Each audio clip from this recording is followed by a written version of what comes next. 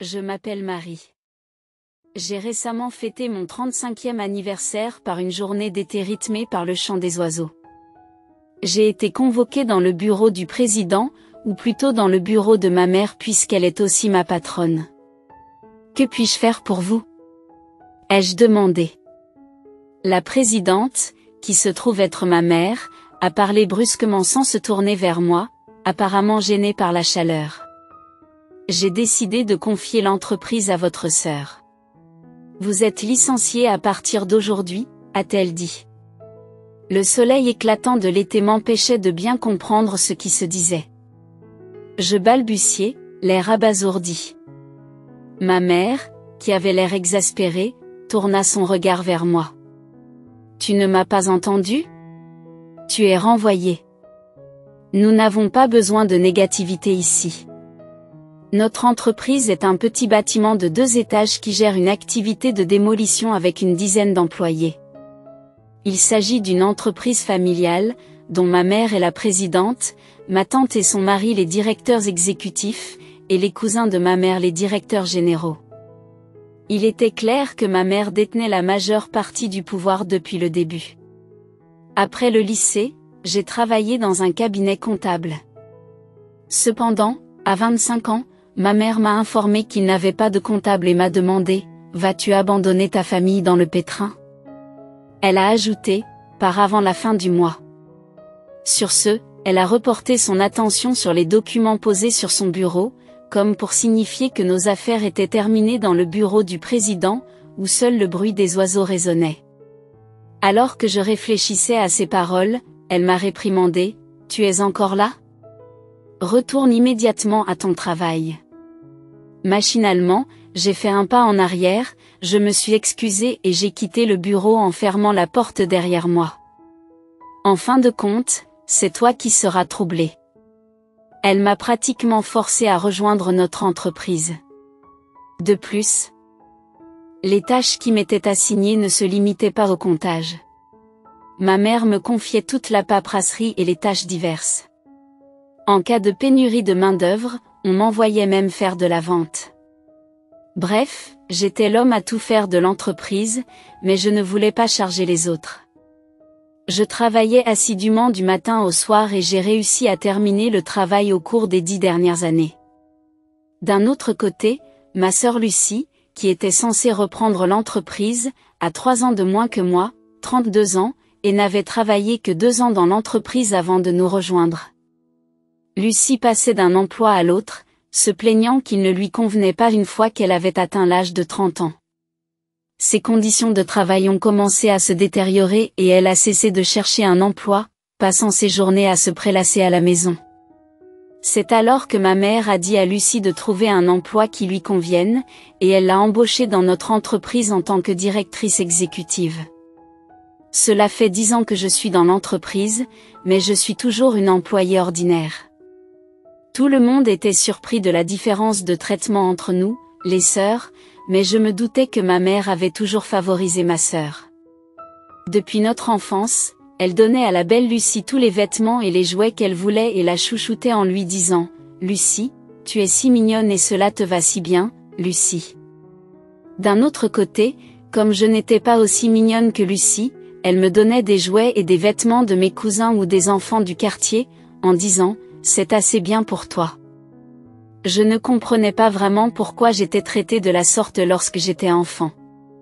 Je travaillais dur pour étudier et aider à la maison, en essayant d'attirer l'attention de ma mère, mais même là, ma mère ne me prêtait guère attention. Lorsque je lui remettais mon bulletin de notes, elle se contentait de jeter un coup d'œil. J'ai même envisagé la chirurgie plastique. À un moment donné, j'ai cru que si je n'étais pas séduisante, je ne recevrais aucune affection. C'est ma tante qui, me voyant dans cet état, m'a expliqué pourquoi ma mère m'ignorait tant lorsque j'étais au lycée. On m'a dit que mon père était mort, mais en réalité, c'était l'année de la naissance de Lucie. Mon père est parti avec une femme de son lieu de travail. Cette femme était plus âgée que ma mère et soi-disant moins attirante, et elle avait apparemment une aura similaire à la mienne. Ma tante, qui est la sœur cadette de ma mère, a fait le commentaire suivant: ta mère est une femme fière. Je parie qu'elle ne supporterait pas l'idée de perdre son mari au profit d'une femme plus âgée et moins attirante qu'elle. En parlant, elle avait un air de satisfaction, comme si elle se réjouissait de la situation difficile dans laquelle se trouvait ma mère. D'ailleurs, l'apparence de ma tante n'était pas particulièrement remarquable, elle penchait plutôt du côté de ma famille. Elle pouvait être pénible, mais elle faisait bien son travail, usant surtout de son charme pour avancer, bien qu'elle ait continué à le faire. À l'âge de 32 ans, ma mère a repris l'entreprise familiale lorsque mon père l'a quittée. Elle a utilisé sa beauté frappante pour attirer et fidéliser de nombreux clients, ce qui a considérablement amélioré les résultats de l'entreprise. Cette croissance est en partie due à la loi sur le développement économique, ERA, qui a entraîné la démolition de nombreux bâtiments en fin de vie. En conséquence, ni la famille de ma tante ni mes cousins n'ont pu s'opposer à ma mère. Récemment, le coût de l'élimination et du transport des déchets industriels a augmenté, rendant difficile l'équilibre entre les coûts de démolition et les dépenses réelles. Notre entreprise, comme l'ensemble du secteur, n'était pas performante et il était difficile de payer les employés tous les mois. Pendant cette période difficile, ma jeune sœur a rejoint l'entreprise en tant que directrice exécutive. Je me demandais comment elle parviendrait à payer son salaire, mais ma mère m'a dit sans ambages: nous réduirons ton salaire pour payer le sien. Nous sommes une famille, c'est normal. Même si mon salaire est réduit, cela ne suffira pas à lui payer un salaire digne d'un directeur exécutif. J'ai présenté un argument raisonnable, mais comme toujours, ma mère a été inébranlable, insistant sur le fait qu'il était de ma responsabilité de trouver une solution et de faire en sorte que cela fonctionne. J'ai timidement suggéré que Lucie commence en tant qu'employée régulière. Ma mère m'a jeté un regard sévère et m'a grondé, me rappelant qu'il ne m'appartenait pas de me mêler de ce genre de choses. À l'époque, nous vivions tous sous le même toit.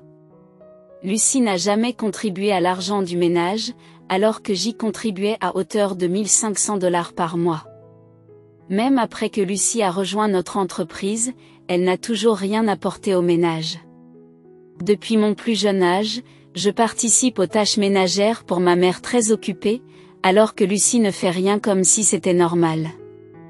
Une fois, alors que je faisais des heures supplémentaires et que je lui ai dit de se préparer quelque chose, elle a appelé pour demander le dîner. Elle utilisait l'excuse d'un incident passé pour éviter de cuisiner ou de nettoyer derrière elle. Je devais souvent rentrer à la maison à contre-séance pour préparer le dîner, puis retourner au bureau pour continuer à travailler.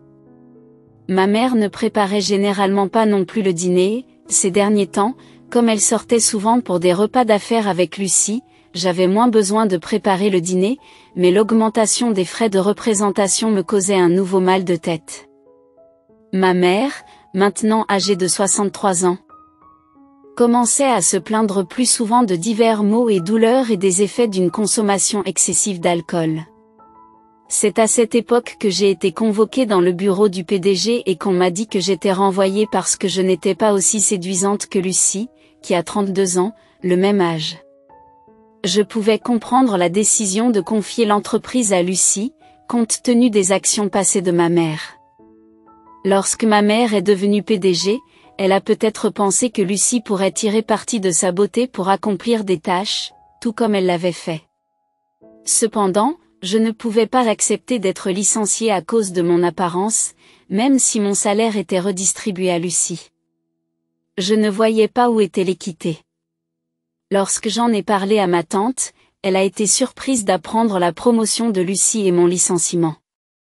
Après avoir réfléchi un moment, ma tante a mentionné que Lucie avait exprimé son mécontentement en coulisses, estimant que les gens se tournaient toujours vers moi pour obtenir de l'aide, même lorsqu'elle était censée prendre les choses en main.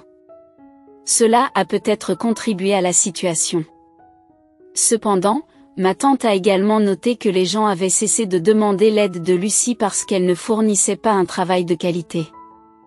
Lucie était constamment inefficace dans son travail, manquant souvent les délais, faisant des erreurs au téléphone et produisant de nombreuses fautes de frappe, bien qu'elle ait une certaine expérience professionnelle. Il semble qu'elle ne soit pas du tout consciente de son manque de compétences, peut-être parce que sa beauté a toujours incité les hommes à la couvrir. Elle n'avait jamais pris le temps de réfléchir à ses actes. Ma tante l'a reconnue en disant « C'est vrai, mais je crois qu'elle te considère comme une nuisance. » Elle poursuit en se lamentant « Je n'aurais jamais pensé qu'il te licencierait sans raison. L'entreprise ne pourra plus fonctionner. » Elle soupira, l'air troublé. Mais choisit de ne pas se disputer avec ma mère, sachant qu'elle ne pouvait pas gagner. Je me sentais profondément déçue d'être liée par le sang à cette tante qui n'était pas du tout fiable. En fait, ma mère et ma sœur ne m'aiment pas, ai-je dit d'une voix sombre. Ma tante, ne sachant pas quoi dire, a répondu. Même si ma sœur n'est pas géniale, penses-tu qu'il serait bénéfique pour toi de trouver un emploi ailleurs? Avec toutes les compétences que tu as, c'est dommage de rester ici. Elle m'a suggéré de démissionner, et dans ses yeux brillait une légère lumière bienveillante de parenté. Je suis restée dans la voiture, baignée dans la lueur rouge de l'été. J'ai regardé 2 fois dans le vide la lointaine mirage, et j'ai ressenti un sentiment de libération. Peut-être que c'est bien de temps en temps. Je me suis tournée vers ma tante et lui ai dit, « Tu as raison », avec un large sourire. C'était la première fois depuis mon arrivée dans l'entreprise que je souriais de manière aussi rafraîchissante. Ma tante, un peu déconcertée par mon sourire, m'a rendu un sourire un peu triste. Ainsi, alors que j'étais occupée à créer des documents de transmission et à trier des dossiers pour que tout le monde puisse comprendre, la fin du mois, où je devais démissionner, est arrivée en un clin d'œil. Lorsque je me suis rendue à l'heure prévue dans le bureau du PDG, le bruit des oiseaux avait disparu et ma mère et ma sœur discutaient joyeusement. Ce vendeur a vraiment un faible pour toi. Burke, ce chauve, pas question. Elles riaient toutes les deux de bon cœur, sans me remarquer.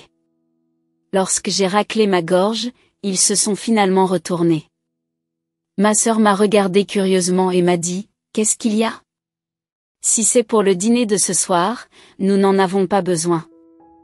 Je démissionne aujourd'hui. » Merci pour tout. C'est déjà aujourd'hui ? J'avais complètement oublié, dit-elle en riant. Je me suis sentie soulagée, sachant que je n'aurais plus à voir leur visage.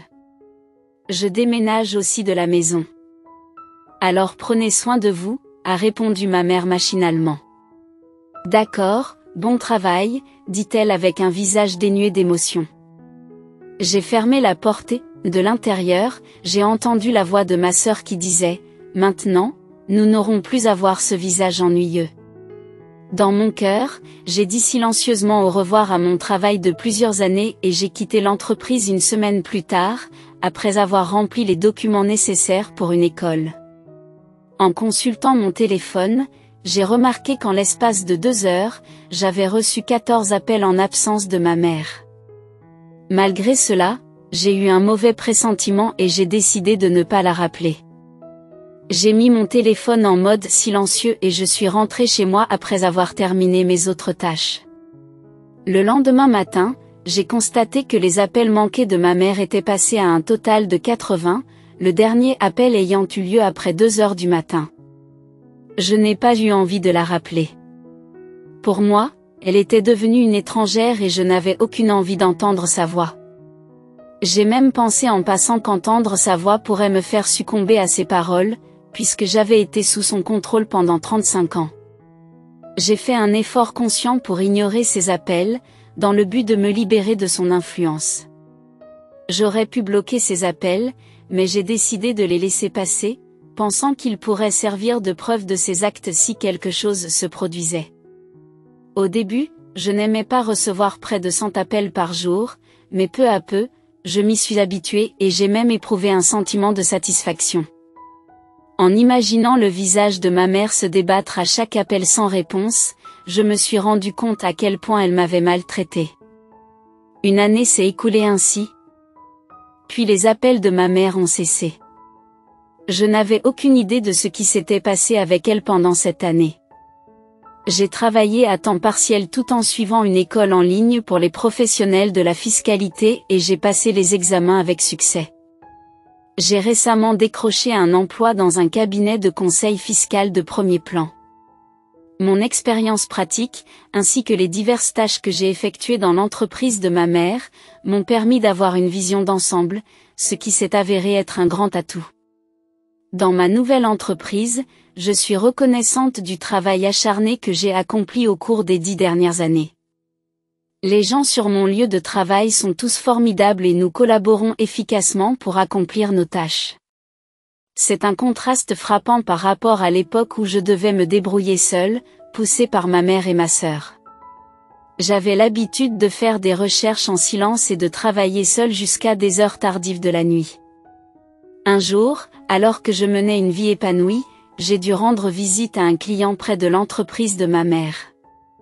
En passant devant son entreprise, j'ai remarqué que les fenêtres et l'entrée étaient visiblement sales et que les plantes d'intérieur dont je m'étais occupée étaient maintenant fanées. Sur le chemin du retour, j'ai croisé ma mère qui sortait de son entreprise.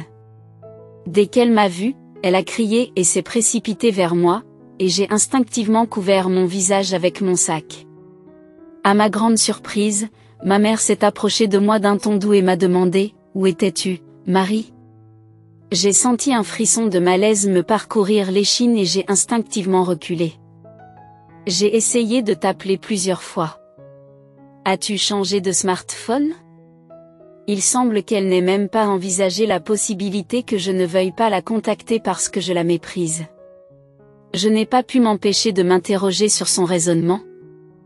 Compte tenu de tout ce qu'elle m'avait fait subir, ignorant mon expression déconcertée. Elle poursuivit. Oh, mais c'est une bonne chose.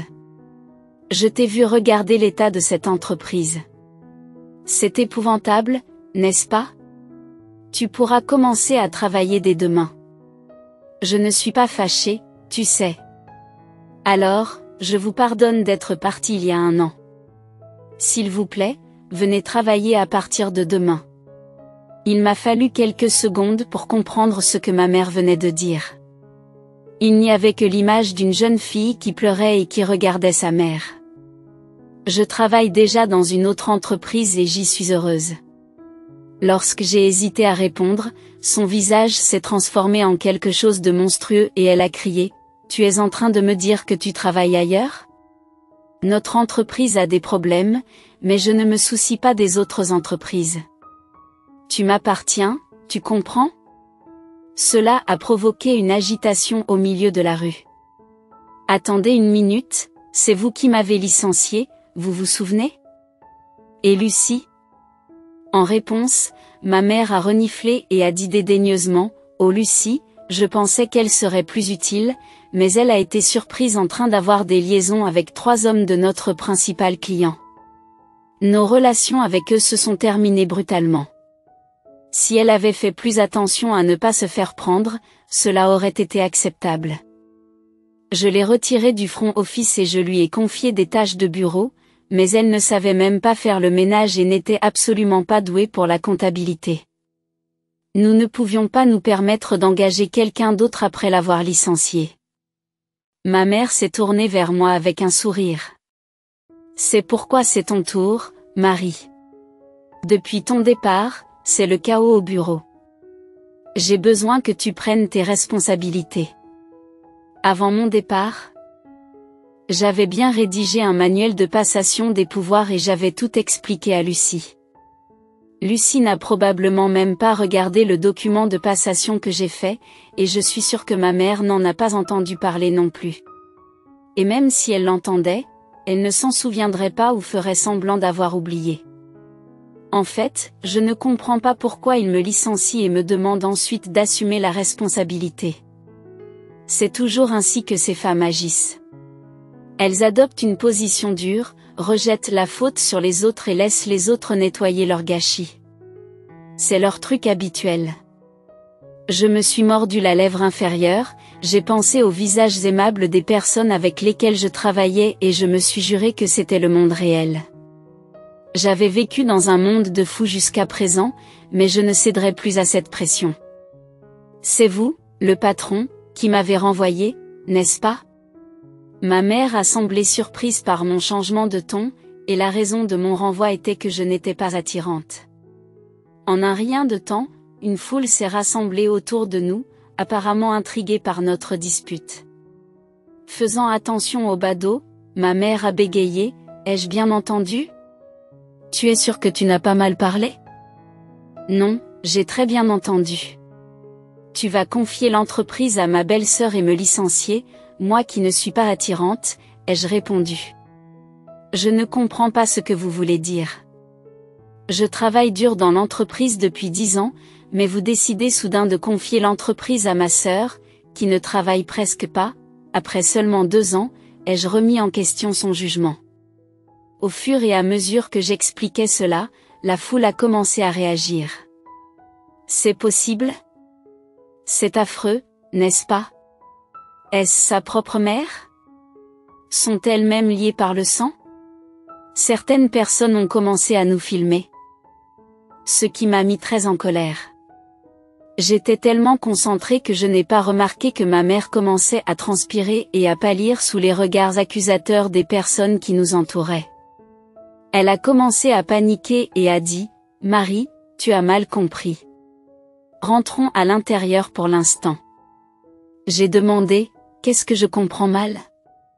Si tu n'as pas dit une telle chose, tu devrais pouvoir expliquer clairement que ce n'était pas comme ça. » Ma mère s'est tue, et les gens autour de nous ont commencé à dire, « Oh, elle se tait, donc ça doit être vrai. » C'est incroyable. C'est alors que quelque chose a semblé se déclencher chez ma mère et qu'elle s'est mise à crier, « Tais-toi. C'est de ta faute si tu es laide et morose. Moche. Les gens doivent respecter les autres et suivre leurs instructions. C'est la seule raison d'être. » Les gens autour de nous ont été choqués par son comportement choquant et ont rapidement commencé à télécharger des vidéos. La femme la moins attirante suit les instructions de la femme la plus attirante. Les titres des vidéos étaient comme ça. La vidéo est devenue populaire parmi les clients de ma mère, et elle a rapidement reçu l'ordre de cesser toute activité avec les entreprises. Il semble qu'au cours de l'année qui a suivi mon départ de l'entreprise, celle-ci ait été impliquée dans de nombreuses activités contraires à l'éthique, telles que l'enregistrement frauduleux et la manipulation des documents comptables. Lorsque la vidéo s'est répandue, tout le monde a semblé vouloir prendre ses distances. Naturellement, l'entreprise a fait faillite, et ma mère et ma sœur, qui avaient perdu leur source de revenus, ont fini par venir dans mon appartement. Mais je n'ai finalement pas ouvert la porte. Elles ont déménagé dans un appartement vieux de 45 ans sans salle de bain, vivant dans la crainte de leurs créanciers et travaillant à temps partiel. Ma sœur essayait toujours de se la couler douce en flirtant avec des employés masculins en raison de sa beauté, ce qui lui valait d'être détestée par ses collègues à temps partiel et de devoir changer fréquemment d'emploi à temps partiel. Quant à ma mère, tout le monde était au courant de la vidéo qui s'était répandue sur l'Internet, et elle était éloignée de son travail à temps partiel.